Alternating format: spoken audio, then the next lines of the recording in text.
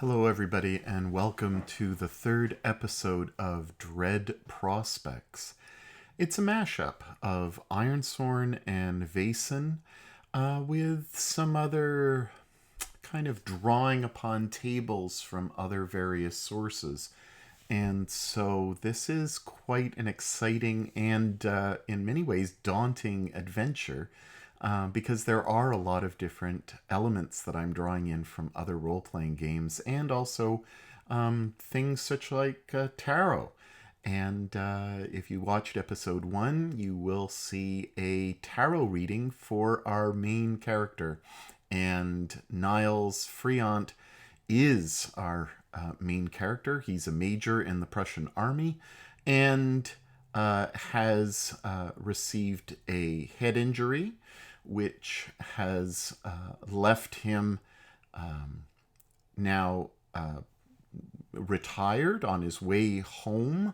And he's urgently on his way home. His brother, Father Victor Friant, his younger brother, has written a very odd letter of urgency asking Nils to come to what apparently is his aid as fast as possible. He can't go into details, and so Nils has basically just left Prussia, has traveled straight, hasn't gone home, has just gone straight to where Victor is staying. And so he's run into Ulrika, and Ulrika is quite thin, which caused him a lot of trouble in last episode. And watch the second episode to find out why some gentleman who's traveling in the coach with him was irate about his behavior, caused a scene, and he had to go alone in a coach and arrive quite late a few days later in the evening. We didn't go into that scene. We arrived at Sandsval, and which is in kind of middle Sweden, and he arrived. His butler Lofgren has accompanied him along this journey, has been with him since he was a teen, and is now, I guess, traveling with him to find his brother. They found the parish. The rectory is closed down. Ordinarily, you'd see that there would be at least a butler or a housekeeper who's present, who would answer the door. There are no lights. Everything is locked up. It's not shuttered, but it's definitely empty. He didn't break in. He spoke to a coachman who basically rode on horseback. They all rode on horseback in the very cold weather, and there was nobody home. So the coachman basically said, "Look, I want a job at this place that I'm going to take you. And so my condition is I got to go and get to my family. If you want to go and stay with this wealthy member of the community, I will get you to him and get you in, but you have to promise me to get a job with this family." After consideration, Niles agreed, not knowing the situation, not really knowing what he's going into. And so that's where we find ourselves now. So there's always going to be kind of an introduction to give you a wrap-up, a very short wrap-up as best as I can do. And then we're going to do some kind of what I call bookkeeping, just kind of giving you some insights into preparation and stuff like that, what I'm using, and then we'll launch into the game. I'm hoping to kind of be better with my time, or at least my use of time. The first thing I want to say is thank you for watching, and I mean that sincerely. I've seen that I think our count is up to 80 views for the first video. The second video is about a quarter of that, roughly around 20. And that makes sense. Not everybody is going to buy into what I'm doing, and that's fine. It's amazing to see so many of you having taken a look, even if you haven't watched all the way through. Because I know, just as a viewer, I've spent at least 4 or 5 years watching videos to learn the trade, as it were, and what works and what doesn't work for me. And I've tried to employ changes so that you, as my audience, are comfortable with the style, with my manner, and with the shape of what I'm hoping to present to you. I don't know how long this will last. I'm excited about what I'm doing, and so as long as I'm excited, that's good. As long as you're interested, let me know. All that stuff. And so as long as you're showing me that you are watching and that it's engaging, then that's wonderful. And because I spent that time watching, I realize taking time to watch someone is an investment. And I appreciate it. I genuinely do. Because there are so many voices wanting us to partake in their particular video. Watching somebody do a solo stream requires a particular audience. And so I'm going to try to make it engaging and fun, and also different than what I've seen other people do. Let's see if I accomplish that. I'm back with a tea. Ta. Can't hit my mouth. As you've seen, I've had a haircut. I've got new glasses. I promised you new glasses in the last episode, or in the first episode. And so I'm all prepared. I'm ready to go. It's a little bit scary. It takes a long time to prepare. But I think I'm as prepared as I'm going to be. And that kind of leads me into this next kind of bookkeeping part, which is I've tried to draw a lot of sources, and that means complication. And so as I put different layers in, it is making things a little more complicated for myself. Now, there's 2 ways of approaching solo play from my perspective. One is you can be control freak. I am a control freak. I like having everything prepared beforehand because I've got a story in my mind. Well, that's not solo play. That's basically telling you a story.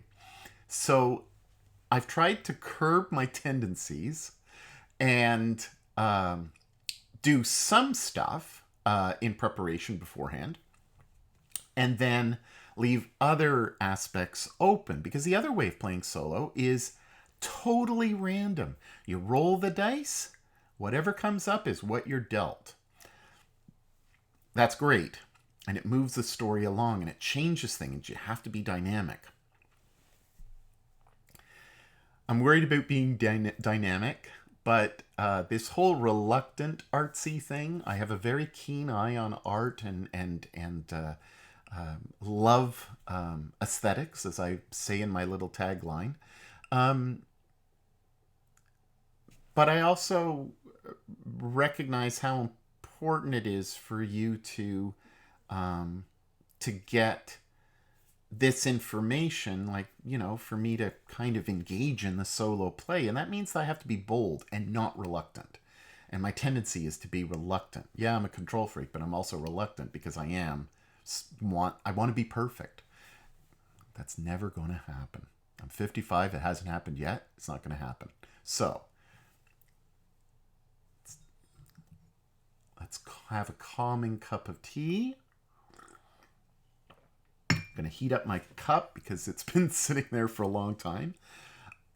It's not a new pot. It's not a traditional pot as I liked before, but it will do.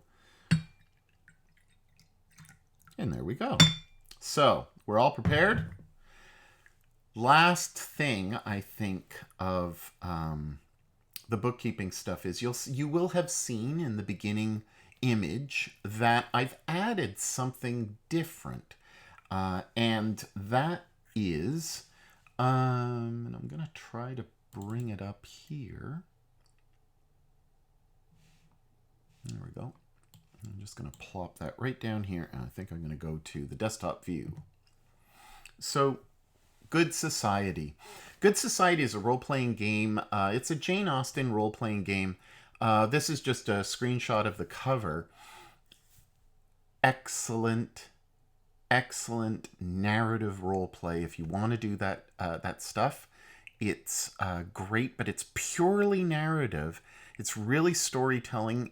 You can't play it solo. It is wonderful. I know that Table Story did a treatment this past summer.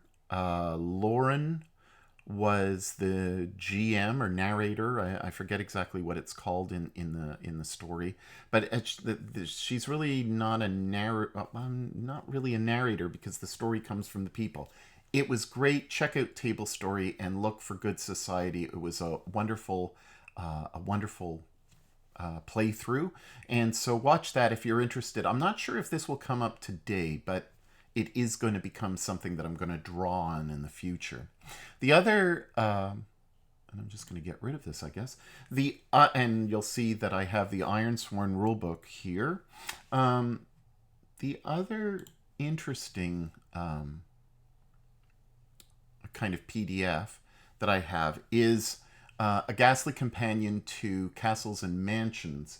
Well, this Ghastly Companion is from the Ghastly Affair series. I believe I spoke about it in the last episode, but I just want to give it the credibility that it deserves for anybody doing anything in the 19th, the late 18th, early 19th century.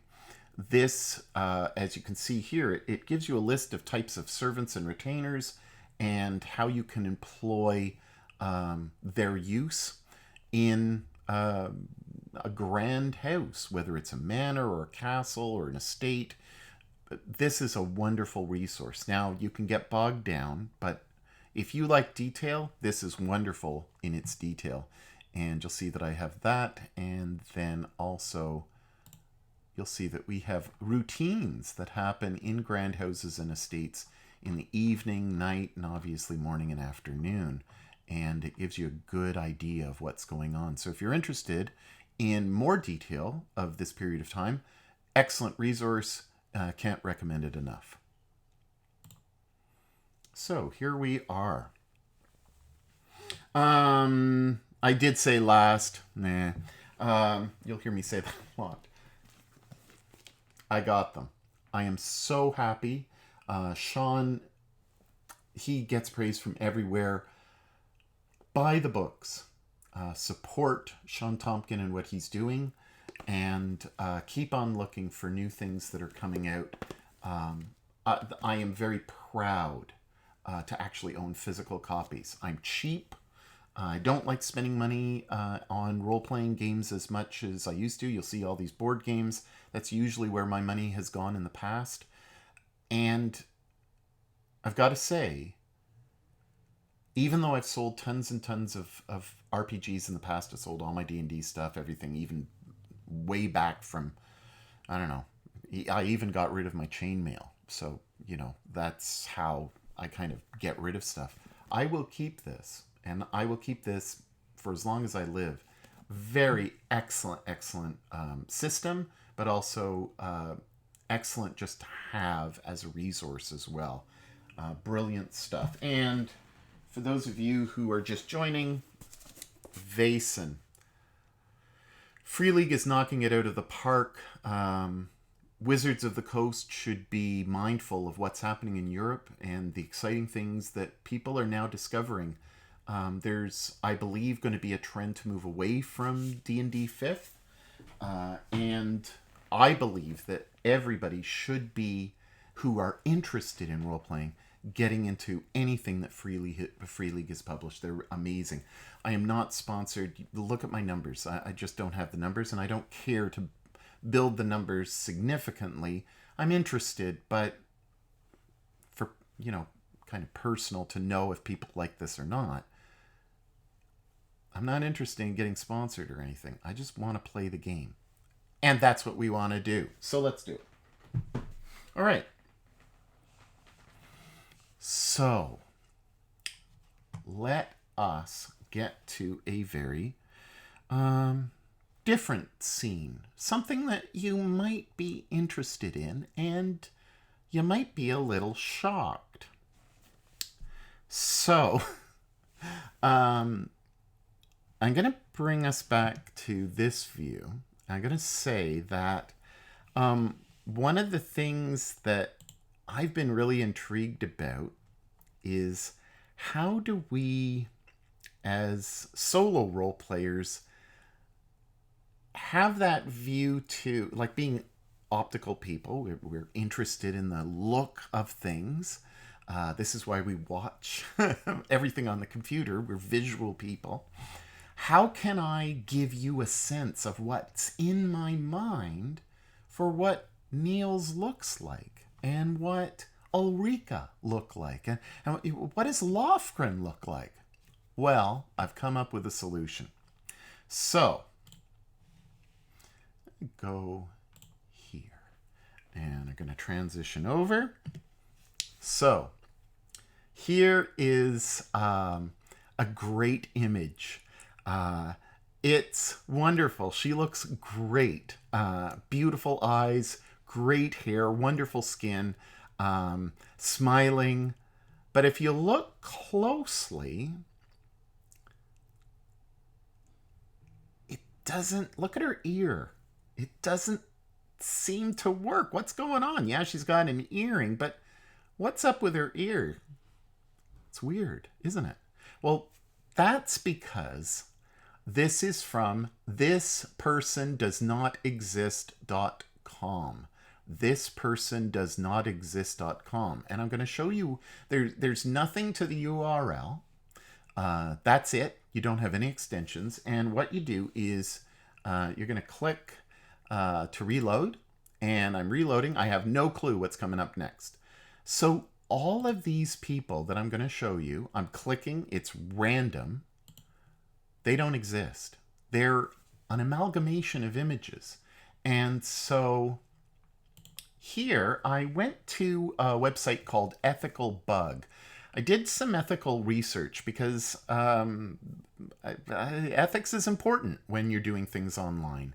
How do you feel about using images that are amalgamations of other existing people? These people are not the real people. So if you look here, you'll see, all right, well, there's this woman. They've taken this image and they've combined it. So you have the child in the middle. Well, it comes up with this image here. Or the woman here on the side. And then the man up top who has darker skin, certainly an older man. She's, a younger woman, probably in her mid-20s, late 20s, and come up with this image. Absolutely amazing. And so I was intrigued. I thought about it, and I thought, you know what? This is a good way for me to show you what I have in mind. And so I went through a whole bunch of images, and that's where we're going to start today's session. So I'm going to get rid of this. And soon I'll get rid of these images. Let's I think that this is so much fun. I was doing this for hours and hours. I've easily gone through 500 pictures. Easily 500 pictures. Hours. And I took out the ones that I really, really like. And we're going to find out about them in a second. So we are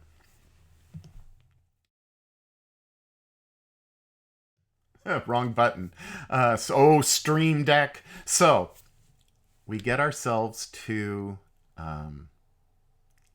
approaching. Now it's dark. It's cold. Niels is frantic.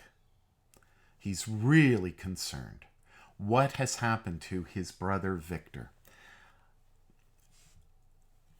he can't understand what's the urgency. Has something happened to him? Where are his servants? Where are they? What's going on? He's extremely confused. Lofgren is riding along with him with bags strapped to the back of he's not prepared for a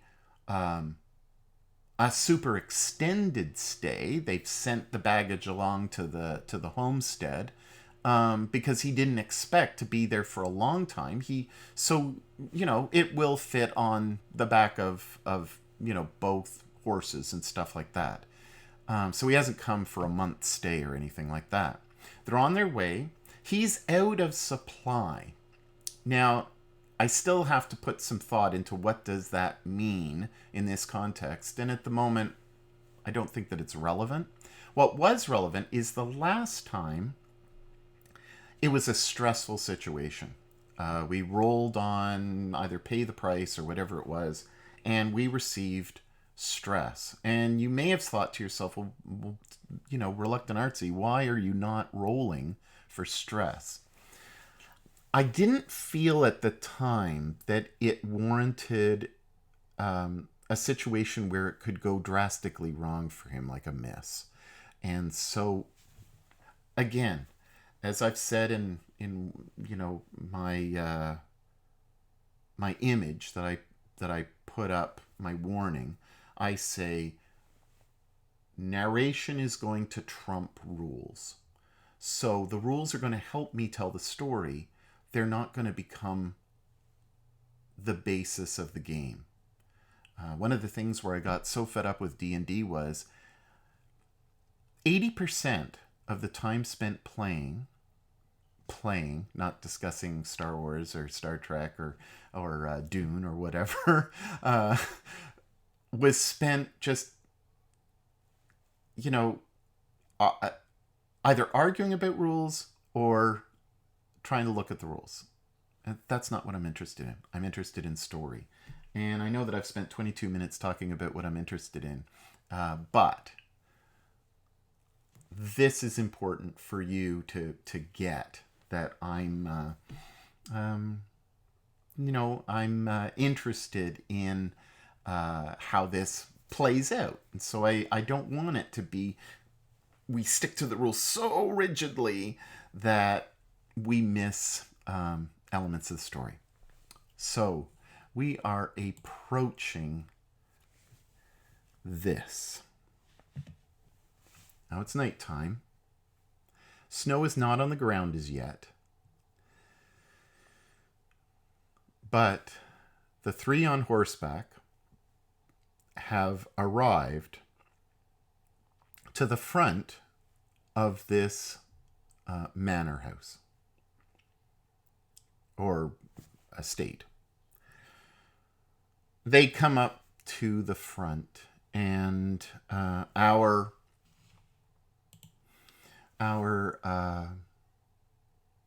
coachman gets off his horse. He's received by some other kind of coachmen who are part of the estate. They are retainers, and they're now starting to help them.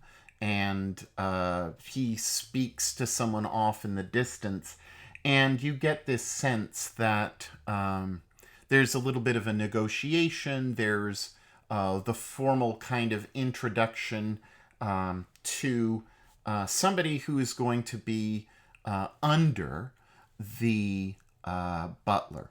And the butler is the person who will bring the major into the homestead and announce his arrival. So there's kind of a lot of stuff going on as he gets off the horse. Now remember, he's in full Prussian regalia as well. And he's, been through the battle. He has the Battle of Waterloo, and he has medallions.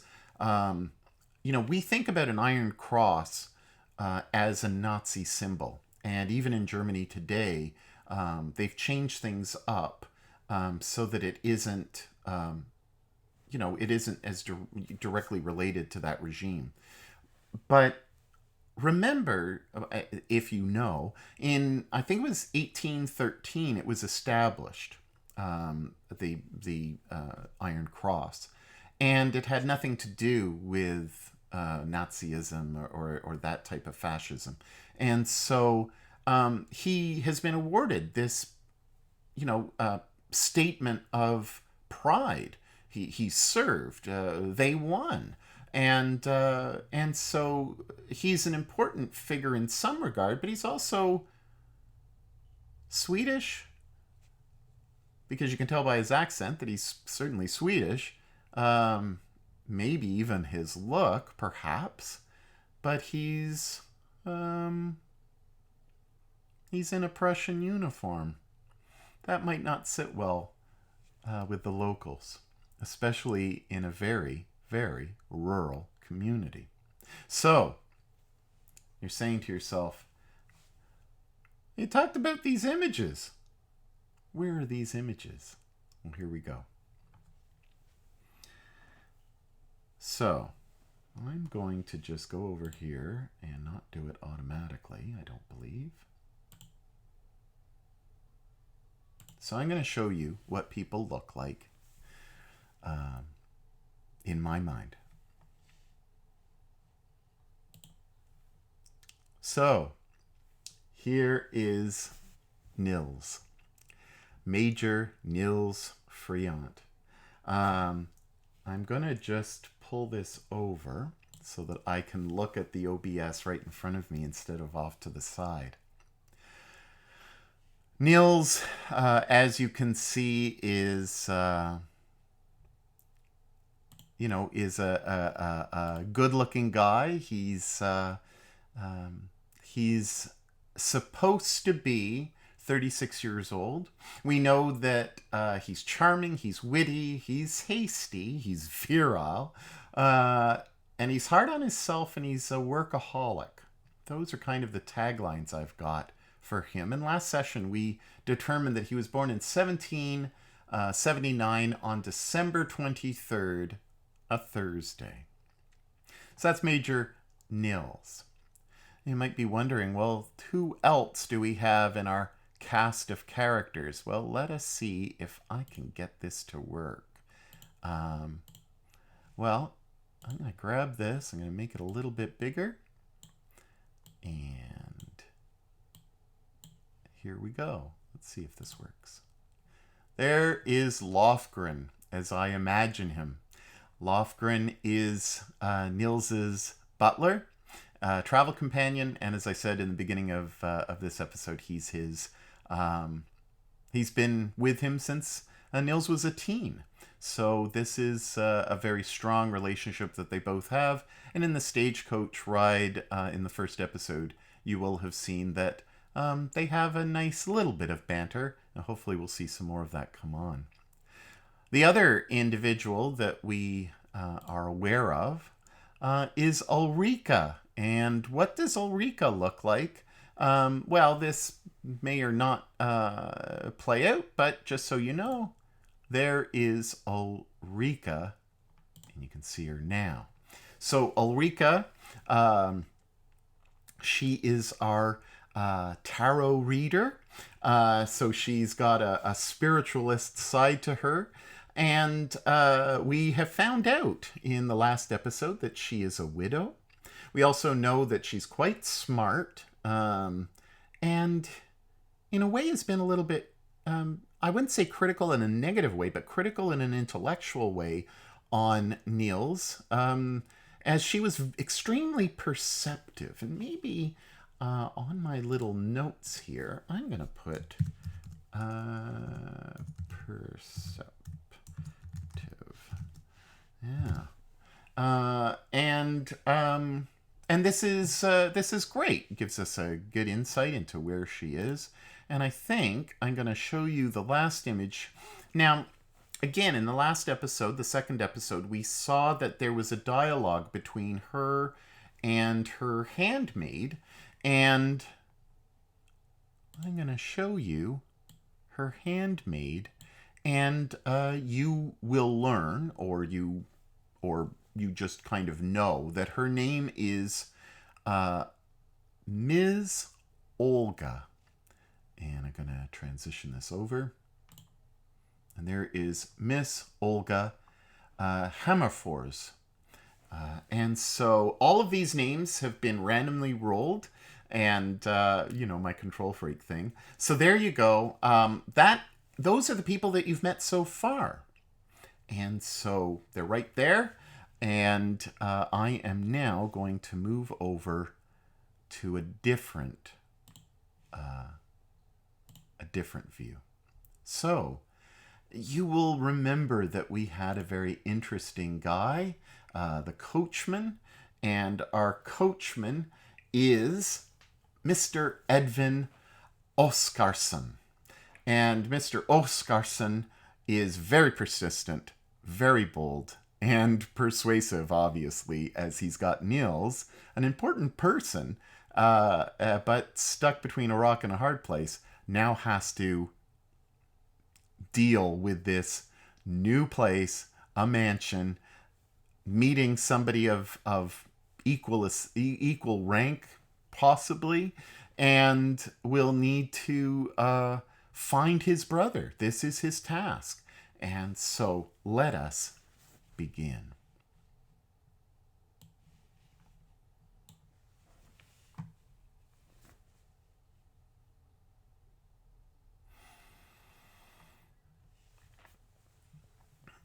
They approach the front door, and as they approach the front door, the servants, and I mean no offense by the term, have gone around and have gone in, and the door in the front properly is opened by the butler, and the butler is this person here.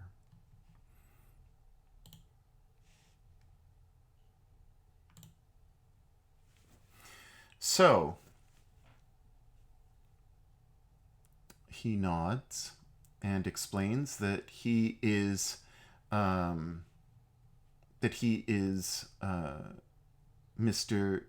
Persson, and that he will show them in. And he nods very respectfully. Lofgren is kind of shown on the side, and Lofgren kind of takes his exit as he has other duties to perform at this time. He goes off with some of the luggage, and he has some help, and Niels says to him as he goes on, "Be quick, I intend to leave quite soon. We need to find my brother." He says, "Very well, sir." And so there's kind of a discrepancy between what's happening. The household retainers are looking as if they are going to make him feel welcome for the night. He doesn't seem to have that same plan. So he moves. So they move upstairs. They go from the lower floor to the upper floor, which is where kind of most balls and most activities within the homestead would happen. This is a manor house, and so you get a better view from the second floor, and so they go up. The view that they have as they go up is going to be as such, and I'm just going to pause it for a second. So we do return, and we see that the butler, Persson, brings them upstairs, and this is what we see at this time. So I'm going to go here, and they are now on this floor here. And the butler is wearing this type of look. And they go through this wonderful room. They move along, and you'll see that there is a parlor. There are a number of people in there. At first glance, Niels is looking around, and there seems to be there's a man and a woman. There's another gentleman. There's another younger woman there. Everybody's giggling and laughing and very relaxed, much more than polite society should be seen. You shouldn't be seen like this. They're really relaxed, The formalities were there, obviously, for supper. It's probably now around 9 or 10 o'clock at night. They've ate, and now they are well into the drink. Ta.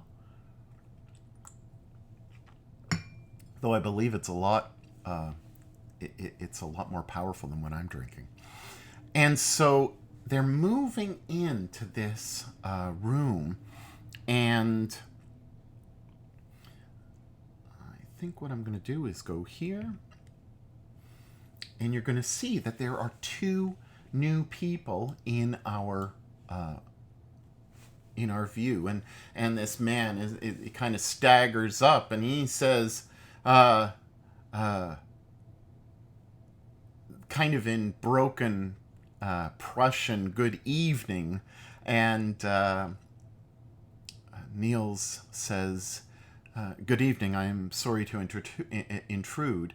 And of course, he has been announced by Pearson, the butler, as Major Niels Friant. And he nods, of course, Niels nods and tries to explain the situation. I'm terribly sorry for the interruption. And he's moving into the room. And so the man and the woman who are standing, the others are just kind of staggering up, and they get up. And so he says, "Hello, I am Dr. Herman. I am Dr. Herman Thulin, and this is my wife Agatha." And he is slurring his speech all over the place. Well,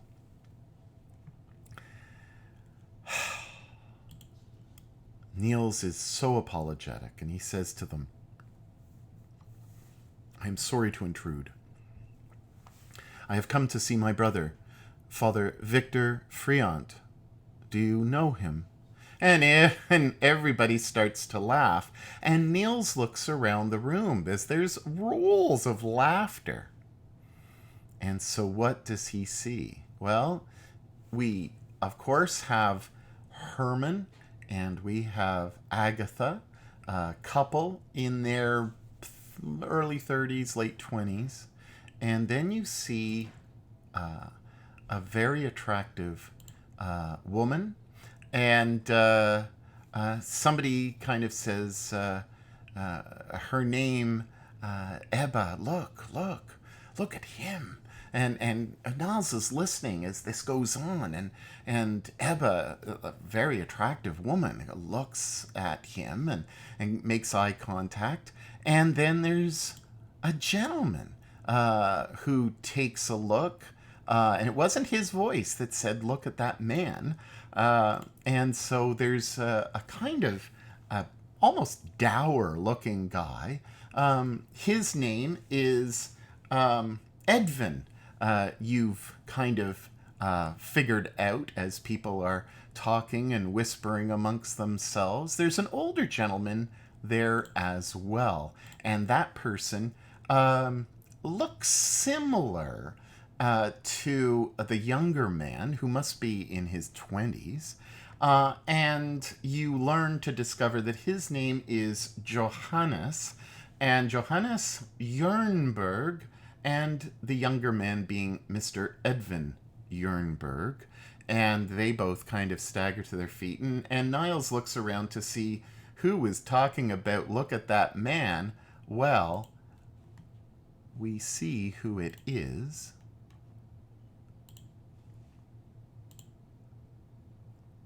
And it's Ulrika.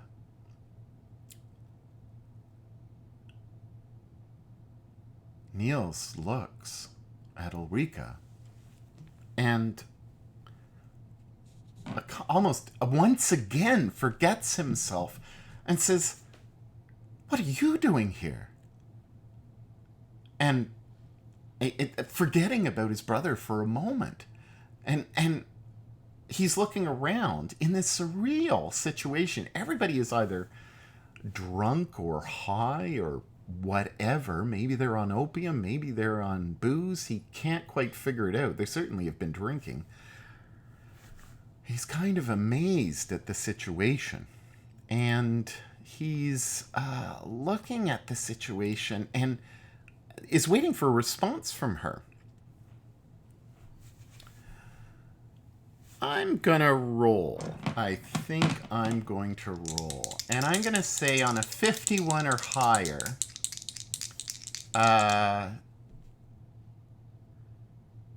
think on a 51 or higher, she's going to be extremely receptive. Anything lower, and she's just going to kind of be in shock that it's him. 51.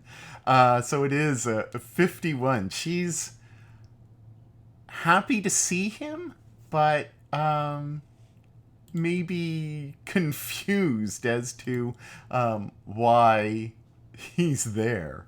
So we see that the 7 characters now are in the room, and Niels is still looking around at the laughter. He's shocked at the fact that Ulrika is here, and she kind of forgets herself. She's drunk, and she says, "This was my destination. You never bothered to ask." And Niels is just in shock, and he's like, "I'm so sorry. I'm so embarrassed that I must apologize again for my rude behavior. Victor has been on my mind so much that I just have not been myself, and I have not been..." And she kind of shuts him up and puts her hand up and says, "I understand. I am here with my friend Agatha. We have known each other for many, many years. She knew my husband." And everybody crosses themselves. Except for, you can see that Herman is not so keen on... He's kind of like, he kind of goes through the motions, but you can see that he's just doesn't really care. But everybody else is taking this quite seriously about the death of her husband. And so Agatha kind of acknowledges that they are friends, and kind of does a little love sign, whatever, and she Ulrika says, I must say that I am shocked to see you, but you're here because your brother is not at home? What's I don't understand." And the others who were laughing at the situation say, "Your brother is quite an eccentric, if you don't know that already." And Niels kind of acknowledges that, and they all kind of say, "He's on retreat. He's given his retainers a week or 2 off as he goes into some type of retreat. He's always doing something like this. He had service a few days ago, and then he said that he was taking off." And Niels says, "Do you know where he's gone?" I must see him immediately. The gentleman who is the older gentleman, the oldest one in the room at the moment, who would be Johannes Jernberg Sr., he's very kind of matter of fact. It's cold. You are wet, sir. You need to change. And I would advise you to stay here. The doctor is right. There is no point going out tonight. And Dr. Herman Thulin agrees. He nods once again and says, "Yes, indeed. It's not rational to go out in the dark. You never know what's out there. It could be wild animals, bears. Take the time. Rest with us. Come, have a drink." And the butler, Persson, comes back and offers a drink to him with a very large glass. And Niels kind of takes it. And I'm going to say that he's got a pretty good chance of wanting to just chug it down. But I am going to say that it's 51 and higher, he's going to chug it, and anything lower, he's just going to kind of drink it slowly and take everything all in. Well, that moves over. So it's a 71, pretty strong, and so he just throws it back, and it's must be vodka. And good quality too, as he throws after he's taken it, he realizes, that's kind of not on either. But everybody around isn't partaking in the regular etiquette. The girls are kind of, a little button unhooked if they have that, or just the positioning of their bodies is just not the appropriate etiquette for this type of company. These are not only friends of each other's in some way, but Niles is getting a sense that this is a different group. This is strange. So, for the sake of time, the evening unfolds, and we learn a lot about these characters, and we're going to do that in a second. But we learn that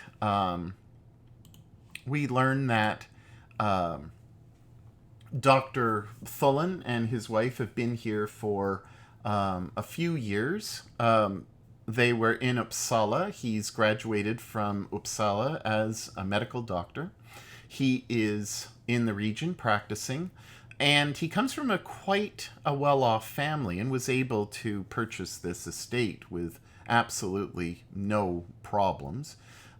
He is extremely financially well off, and probably better off than Niels, to be honest. And Niels is pretty well off. His wife Agatha is there as well, and she speaks about her husband in a very loving way, and enjoys Victor and Father Victor and his sermons. She likes his sermons very much. And we see that the older Jernberg is a kind of an entrepreneur. He's sending lumber down to Uppsala and even further to Stockholm. And there's something about the fact that he can do it cheaper, even though it's a longer haul down there, but he just knows business and knows it well. His son is engaged in business, but looks as if he's a bit of a rake. He's kind of what my mother would call sponging off of people. I don't know if you're familiar with that term, sponging off of somebody, but it means sucking up their wealth and using it for frivolous means. Basically, a layabout. And so he's there. He's drunk. Looks a little bit stoned, I guess, on maybe opium or laudum. I think it's the same thing. And then there's Ebba. Ebba is delightful. She seems bubbly. And so I'm going to mark that down as one of her characteristics because I have a little document on the side. So she's bubbly. And Agatha, we know that she likes the sermons. And all of them kind of like Victor. Nobody is against Victor, though Herman doesn't seem to engage in conversations that regard religion. He's drunk, and they're all kind of free spirits. There's an ease, again, that just takes away from the etiquette that Niels has been so used to. He's charming, he's witty, he's hasty, he's virile, and that's what Ebba and Ulrika see in him. But he's also hard on himself, and he's a bit of a workaholic, and he knows what's right and what's wrong. Remember, his butler, Lofgren, is he's practical, he's precise, he's a bit droll, and he knows his place. And so Niels has kind of taken on some of that precision as well, and what is right and what is wrong in polite society. This group is throwing all caution to the winds. The jackets are off, and it is almost too comfortable in there. So, and then there's Ulrika. Ulrika explains some things, and we find out some stuff about her past.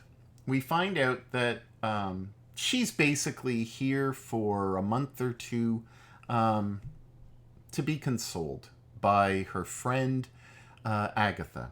We find out that there is a famine going on in Sweden and in all of Scandinavia, and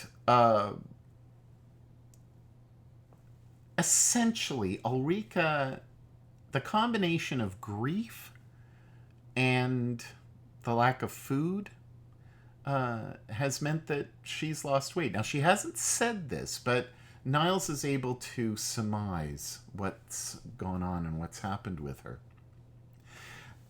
We also get a sense that, how shall I put this? Agatha is kind of trying to get the younger Jernberg,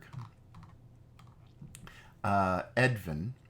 There's a little bit of matchmaking going on between Edvin and Ulrika. Something seems to be like it's not apparent that Edvin likes her or she likes him, but that Agatha is really keen on keeping them close together. And the sight of Niles,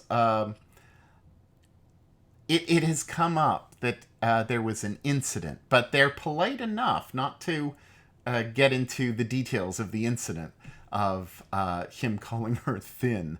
But he now understands that she's deep in grief and that this is a situation that, just has happened. And so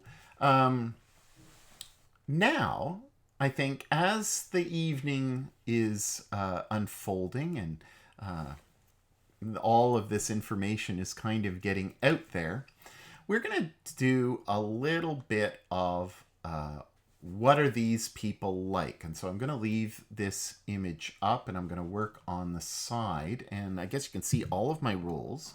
So that is good. And I'm going going to bring up my... I'm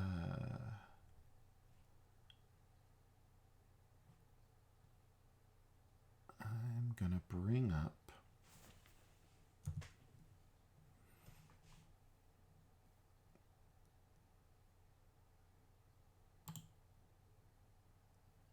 this. So I'm just going to grab... all right, so let's go to my desktop, and I'm on the names, but I don't want to be on the names. I am looking for a temperament.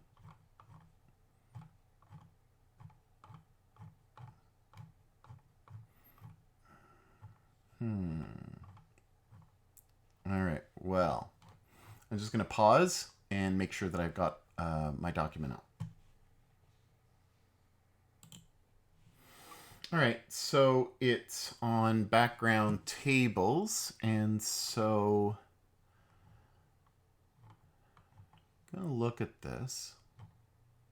And I'm in the Vaesen book now, and you can see that I'm on page 215, working my way around and down.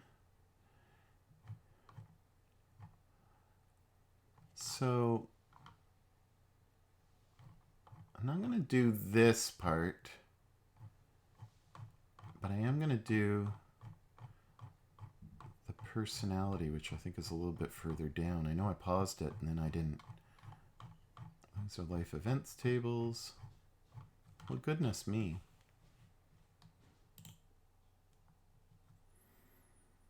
And we're back. Took me a little bit of time to get my mind around the fact that Ironsworn is Ironsworn and Vaesen is Vaesen. So we're here with the character descriptors on page 183. And I'm going to try to roll up some stuff that makes sense.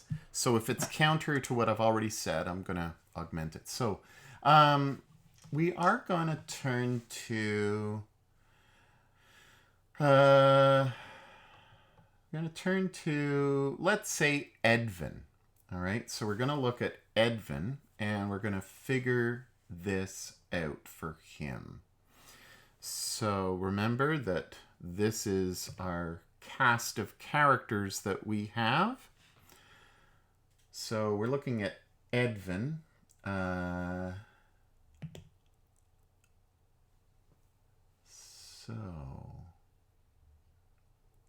Now, this is Edvin, the coachman. Okay, let's... sorry, I've got it listed down differently. So, Edvin, the coachman. We know that he's persistent and bold. We're going to add one other character descriptor to him. And it is a 36. So, 36, quirky. Well, that makes sense, doesn't it? So he's quirky.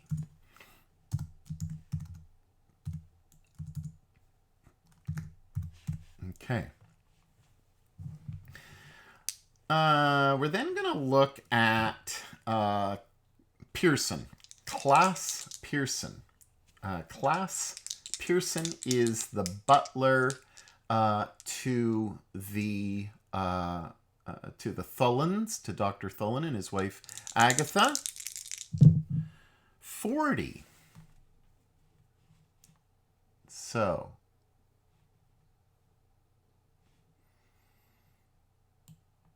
he is skilled. 8. Armed. Armed. I don't think it fits, so I'm going to roll again. And that's okay. You can do that. You can do whatever the frig you want. He's resourceful. That makes sense.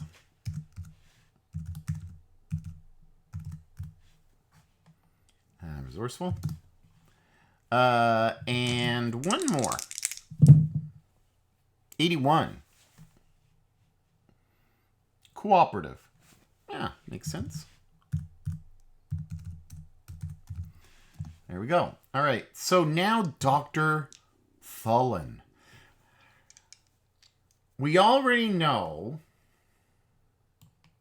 that he's, let's say, he's a skeptic. Let's put it that way.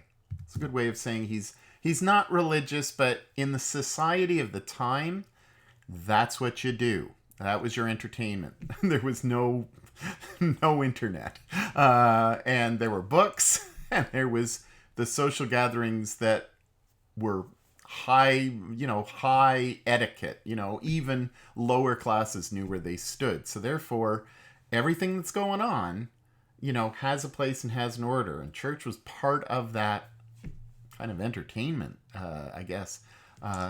Here's probably why they all laughed about Victor. So, 74. 74. Well, he's friendly. That makes sense. He is. Friendly. And what else is he? He's 47. Remorseful. Let's put that down. I don't want to put down remorseful, but I'm intrigued. I want to know what that means. So, and I'll show you this document once I get it all fleshed out so that you can see how I've done this. But I don't want to kind of give things away too early. All right, so now we're going to Agatha. So Herman is a skeptic. He's friendly, but he's remorseful. I wonder what he's remorseful about. I have an idea, but we'll see if it pans out. I think he might be remorseful about his vocation. We'll look at that. So, Agatha. Well, she likes the sermons. Good for her. I always like people who like my sermons. So, 32. Wary. I wonder if she's wary of Niles. Who is this guy in the Prussian uniform? And remember, as the evening has progressed, he's explained to them that he's Swedish, but he took a commission in the Prussian army in order to kind of help Sweden. Information that we need to know. His parents are alive. His father is Per, P-E-R, Per Friant, and his mother is Emma Marburg, and she is Prussian. And so, yeah. Oh, no, she's not a Marburg. She's a Tenestedt. And I'm going to grab that. I'm going to cut that. I'm going to paste that over here. All right, so paste. Because I had done her name and then I didn't make the correction. And I'm going to bold that since you know it now. Actually, I'm going to pull this over and I'm just going to make it so that I can clearly see what's going on. All right, there we go. All right, so we've got her there. So she's weary, she likes sermons, and 68. She's confused. She might be confused because she's loopy.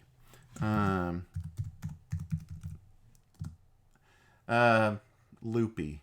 I guess that's another one of my mother's terms. She would have been in her 90s now. Kind of high, I guess, would be loopy or drunk. I guess that's... I don't know where I got that term from. I must have got it from my mom. Anyway, interesting how things like this make your mind swim in kind of details that you're kind of grabbing and dragging from the resources that you have in your brain. So we're now at Ebba, and Ebba actually for me is so interesting because both her and Ulrika are very pretty, and there's a bit of a Jane Austen thing going on here about matchmaking and stuff like that. But I want to know a little bit more about her. And I was so tempted to just say what she's like, but I really wanted to leave this for us to discover. So she's bubbly. We know that. I'm going to take control over bubbly. Let's hope the other two match. So I got 85. 85. Loyal. Well, that's nice. Loyal. And another one? Might do a little bit more for her. 96. Greedy. You know what? Greedy works, I think. And I'm going to do one more. I did say that I was going to do one more. So, 57. Powerful.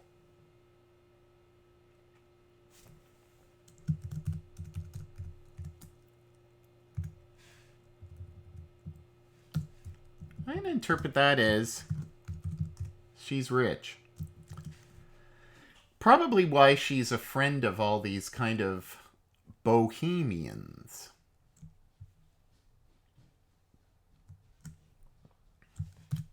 There we go. All right, so that's excellent. So greedy and powerful. But she's also loyal and she's bubbly. But she must be aware of her estate, as it were, her personal estate. That she's, she knows she's rich. And even though she's bubbly and even though she's loyal, there is there's a bit of an edge in her knowledge of her place in society. So I think that's great. I like that. And so Edvin. Now this guy I've been wanting to know about for the past 3 or 4 days, because I conceived the idea of having this group of people. Now I chose his picture. I wanted him to be a bit darker, in many respects. I wanted him to be a bit moody, I guess. I don't know. We'll see.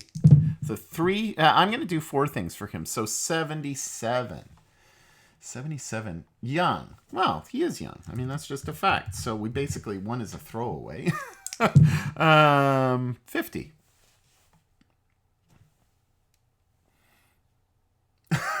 He's oblivious.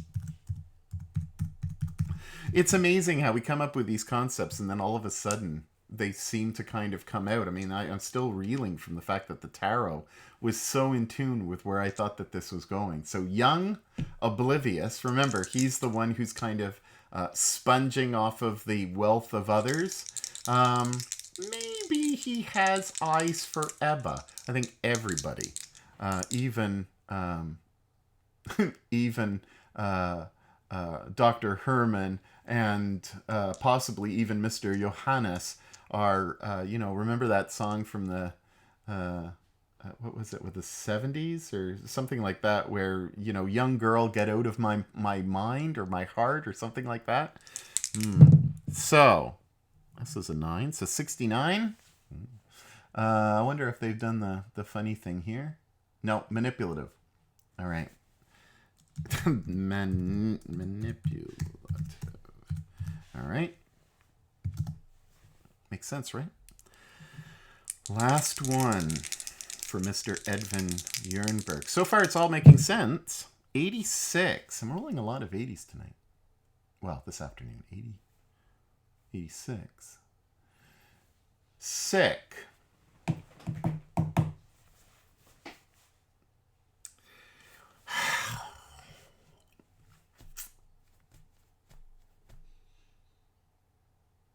I'm going to put sick down.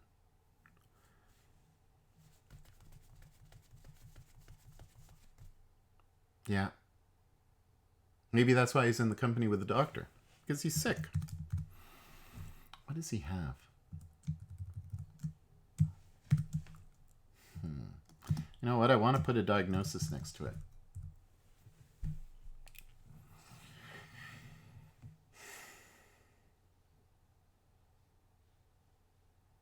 He's in his 20s, and he's sick.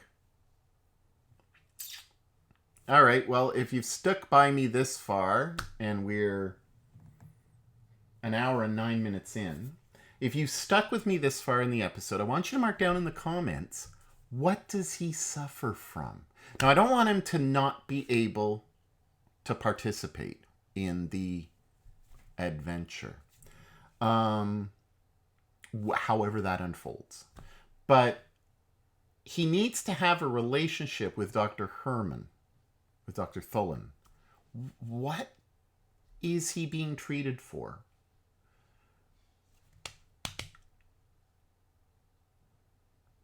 And is that remorsefulness from Dr. Herman connected to Edvin? Yeah. He's oblivious, so he's not ambitious. I always imagined him as being, he kind of wants what his father has, but he doesn't want to do any work for it. Whereas his father, in my mind, has a work ethic. So tell me, what do you think? What's he sick with? But it has to be historical, and I don't want it to be something that's going to completely cripple him or make him unable to kind of get around. So think dynamically about what he has that might be a chronic illness. But, I've got an idea in my head, but I think I'm going to leave it up to you guys. And whoever gets the most comments or the most likes or whatever, we'll go with that one. Johannes, his father. Johannes is 33. Strong. I see that. And I am going to transition us so that you can see the characters again. You don't need to you don't need to constantly see this stuff. So I think it's good for you to see the image instead of just see the stuff that I'm rolling. So, he's strong. 6. He's generous. My gosh, I love it. Now, I'm going to employ something as I'm rolling, which maybe you guys don't know about. Maybe you do. I don't know what your vocations are and stuff like that, obviously. But systems theory. If any of you are aware of systems theory basically says that, and I use it a lot in marriage counseling and stuff, but we're products of a system. We're products of mom and dad or whoever is closest to us. So usually between the ages of 0 and 6 or 7, you relate all your relationships to those two influences. And, there's always that thing of opposites attract. And so I'm going to look at the father and the mother, or the strongest relationships as people are growing up, and the influences. So I'll take some of this and I'm gonna throw this into the mix, the systems theory, just to kind of make sense with relationships. So if Edvin is oblivious and manipulative, I'm gonna say that he got that from his mom, whereas the generosity of Johannes and being strong and generous, now look, Edvin is sick. He's the direct opposite to his father. Where does he get that from? Well, in systems theory, you'd say he's got it from his mother. Right? So this is, I'm liking this a lot. So Johannes Jernberg, 70. And I think I rolled a 4. So we're going to do the 70. We're going to do the 4. So aloof. I'm not going to do aloof. I just don't think that ties in with Johannes. I know that there's an argument to be made with what I just said about systems theory, with Edvin being oblivious and Johannes being aloof. I may go back to it. I don't know.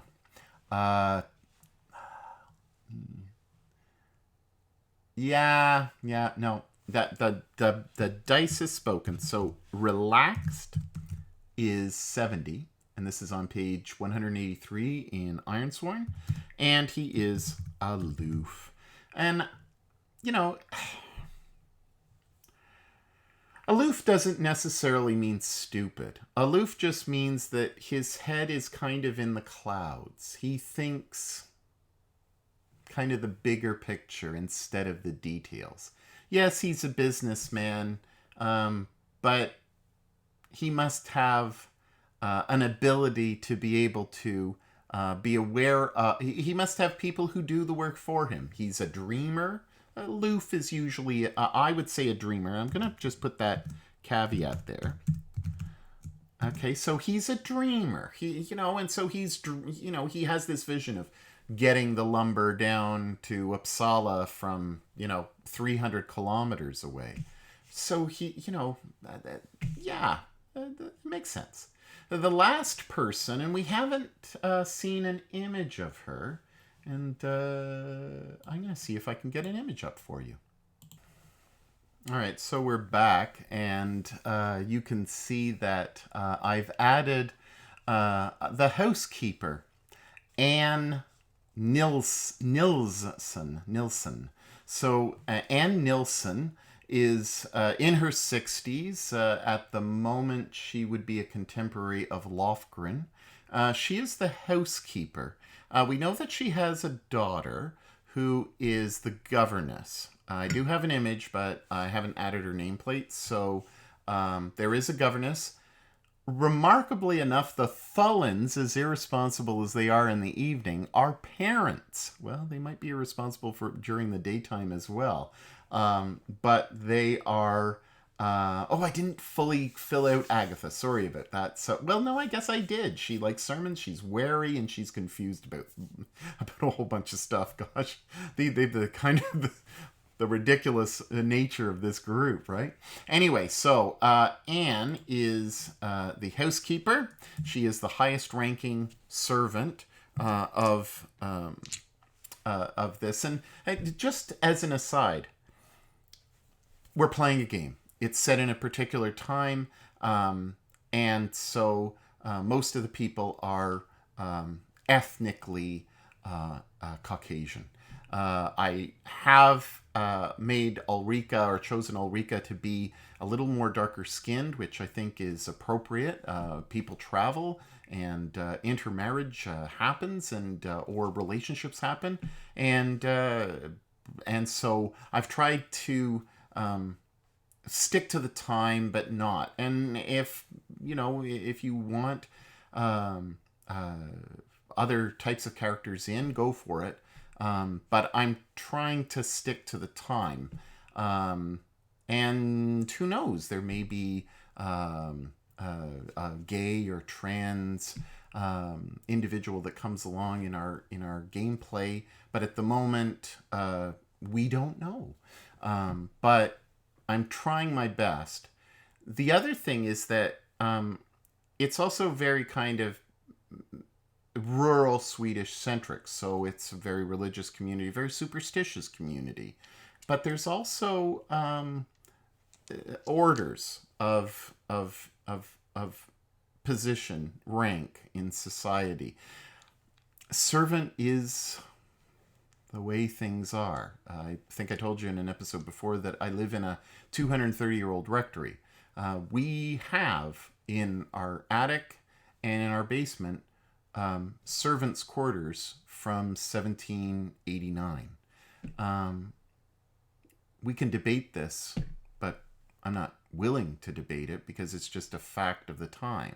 At that time, was it wrong? Of course it was wrong. I know that it was wrong. You know that it was wrong.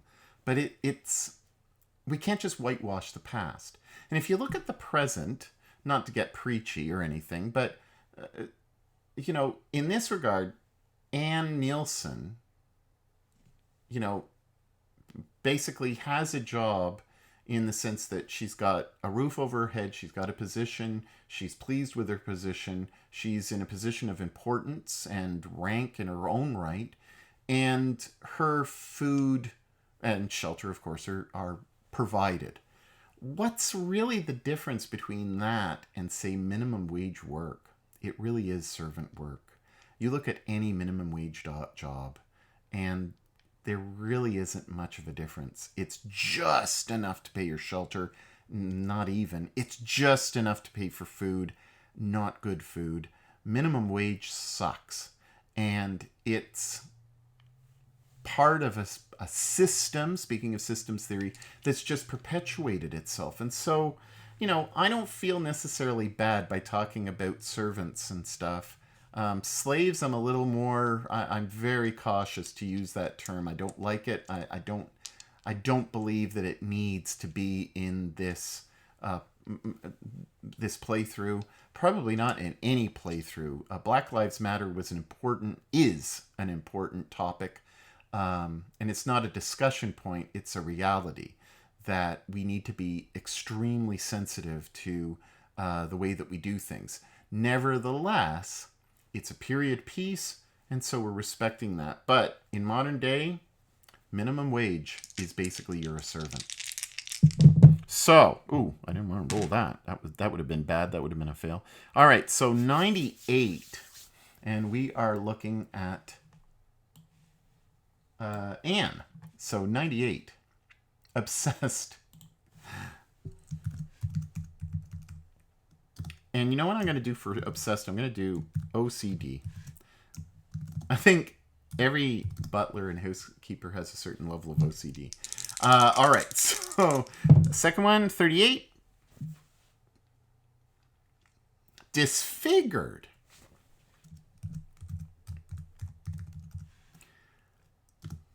I'm going to say she has a limp. All right. One more. 99. Careless. How can she be obsessed but careless? Careless. How would she be careless? All right. Well, we'll figure that one out. Careless. I'm going to italicize that, which is my way of saying I don't know. So what I'm going to do is I'm going to flip us back to the desktop view, and I'm going to drag this over. Yeah, I got a Mac, so I'm using Pages. Get rid of that.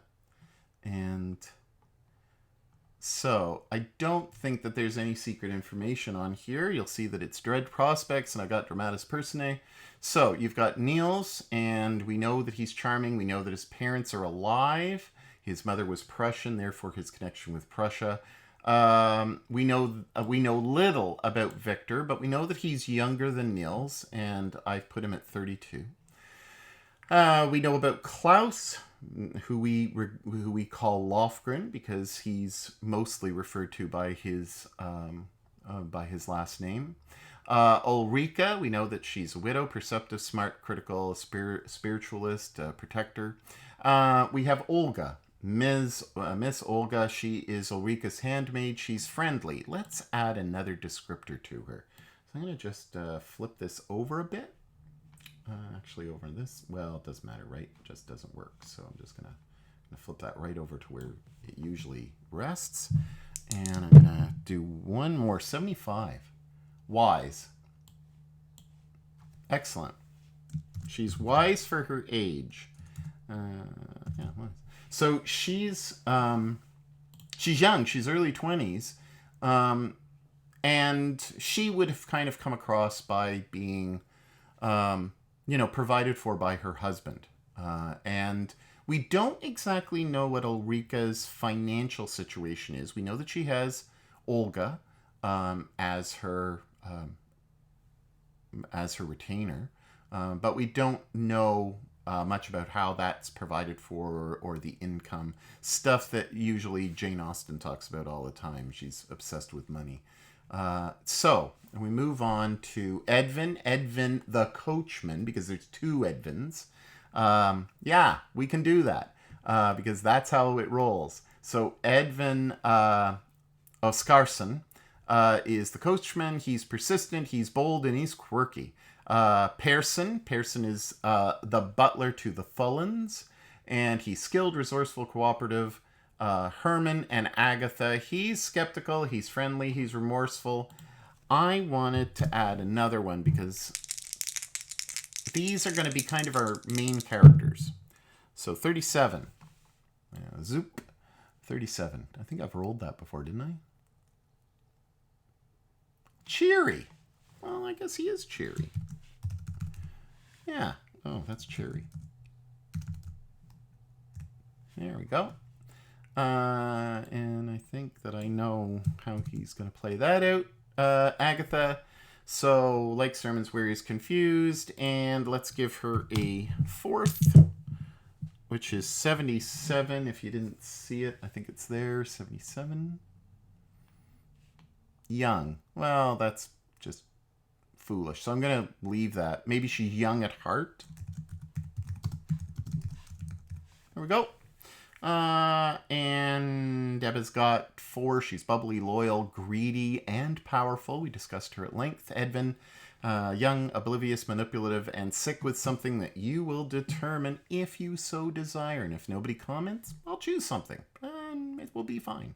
Johannes Jernberg, the father, is strong, generous, relaxed, and a dreamer. Aloof, but a dreamer. And Anne Nilsson is the housekeeper for the Thullens, and I think what I'm going to do is I'm going to copy, I'm going to cut, and I think I'm going to paste that underneath. Yep. Oh, I guess I got rid of the doctor part. Well, it doesn't need to be italicized. There we go. All right, so there we go. Those are our characters. Now, you may say Douglas or Reluctant Artsy, whatever you want to call me, isn't that kind of, isn't that too much for a solo game, especially for a game like Ironsworn, which does not, it's not built for kind of interaction in the same way. It's supposed to be not only you as a solo player, but your character is relatively solo. They might have a companion, they may not. Well, I'm pushing the bounds, and I'm hoping that this will work out, as I'm hoping that it will work out. There's enough kind of social relationship moves that can facilitate all of this. So, I see that we're up to 1 hour and 27 minutes, and I've given you kind of a lot to think about. We haven't had a lot of gameplay, and what my hope is that the next time we play, we're actually going to kind of really just focus on play.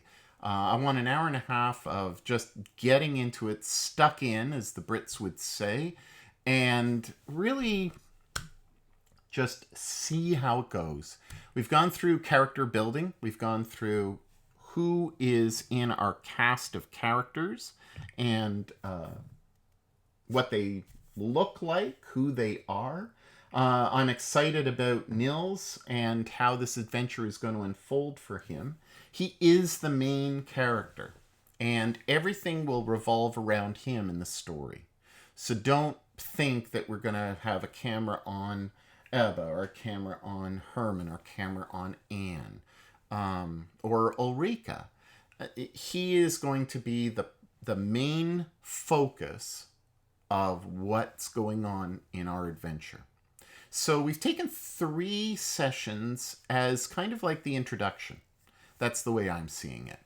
And if you stuck with me to this point, then you're probably invested enough that you're going to say, yeah, I want to continue, or I've heard enough and I don't really care too much about the story as it's presented or as it's unfolding. And that's okay. Again, as I said in the beginning 1.5 hours ago, your time is important. Time with family, time with friends, time on the internet even, determining what you're going to watch that evening. I've gone from watching streams, most evenings and weekends, whatever my weekends look like, to watching kind of cooking shows, as I said in my first video. So I'm not spending as much time. I'm watching Garblag Games. I'm watching Quest Giver. I mentioned him before, and I don't want to blow everything up, but I do want to kind of make absolutely sure that I give credit where credit is due. These people are amazing, and don't ever deny anyone the right to realize, quest-wise, how important the time spent doing this. I know that there are a lot of people who just want to make money off of the internet, and that's kind of the main reason why they do things. I'm doing this, as I've said, for me. And so whether or not you're appreciating it or not, I'm appreciating it. But there's a lot of time put in by other people. I put in time for this because I want it to be good. And as I've said, I'm a bit of a control freak and precise and OCD and all the rest of the stuff. But yeah, I really like what Questwise is doing. I really like what Free League Publishing is putting up. Can't endorse them enough. And, just support people like Matt Click, who's Sean's son, who's doing great stuff at A Fistful of Dice. And Me, Myself, and I, and Trevor, who is absolutely amazing at what he does, Mr. T. We should be happy as the community of Ironsworn supporters, and at the same time Free League Games and Vaesen supporters, that these are games that bring us joy, and that the people who are trying to promote that, and I guess I am too, are putting the time in so that you can enjoy it. And with other channels and stuff, especially the ones on Twitch and those who are streaming, who are actually trying to live out a business model, if you like what they're broadcasting and they're doing so live and stuff, consider supporting them. I certainly have over the course of the summer. I've appreciated a lot of different people like Adam Colville and Matt Colville and Adam Cobull. And I've supported other podcasts as well, especially Table Story, which does great stuff. Watch Gone. I know I haven't watched it in so long, but I'm sure that it continues to be great. And appreciate the time spent. But if you enjoy it, watch. So, we're up to the 1 hour and 32. I never seem now to go past an hour and 36 minutes or 37 minutes. So we're going to wrap it up now.